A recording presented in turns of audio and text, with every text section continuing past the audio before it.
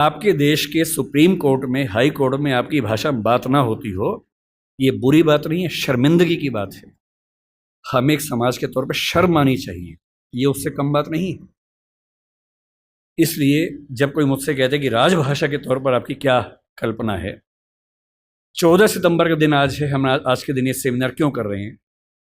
14 सितंबर 1949 को शाम को 6 बजे एक फैसला हुआ था। एक अजीब सी अफवाह लोगों ने उड़ा रखी है। कहते हैं कि 14 सितंबर को मतदान हुआ कि भारत की राजभाषा कौन सी होनी चाहिए, हिंदी या अंग्रेजी। वोटिंग हुई, आधे वोट हिंदी के पक्ष में उठे, आधे अंग्रेजी के पक्ष में उठे, एकदम बराबर हो गया। कई लोग संख्या बोलते 77 हो गया।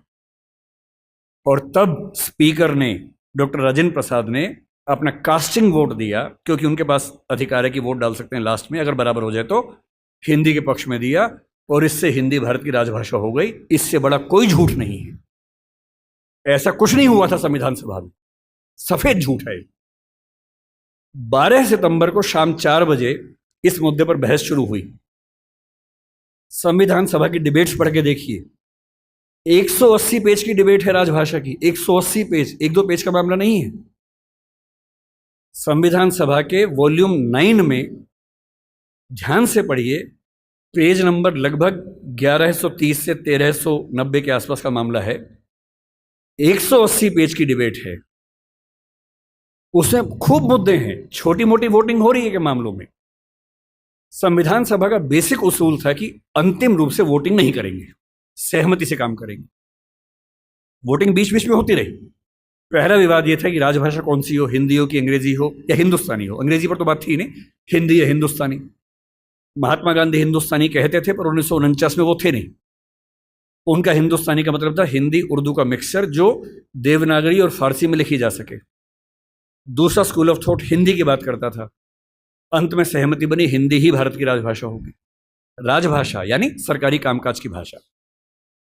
दूसरा सवाल था कि लिपि कौन सी हो, देवनागरी हो, कुछ ने कहा कि देवनागरी और फारसी हो, कि हिंदी को फारसी में भी लिख सके। कुछ ने कहा देवनागरी और रोमन हो, हिंदी को रोमन में, जैसे व्हाट्सएप में लिखते हैं वैसे लिख सके।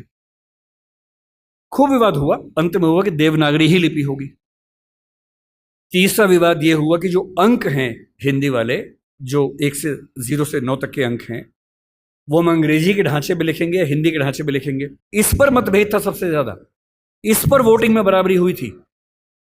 और अंत में वोटिंग से नहीं, संविधान सभा के बाहर की बातचीत में समझौता हुआ। मुंशी साहब थे, के एम मुंशी थे, आयंगर साहब थे, उनकी बातचीत में समझौता हुआ कि ठीक है, अंतर्राष्ट्रीय अंक मान लेंगे।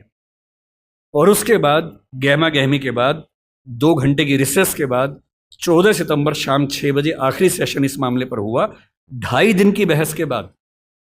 और तब ध्वनि मत से, बिना किसी वोटिंग के प्रस्ताव पारित हुआ कि हिंदी भारत की राजभाषा होगी, देवनागरी उसकी लिपि होगी और अंकों का अंतर्राष्ट्रीय स्वरूप उसका स्वरूप होगा।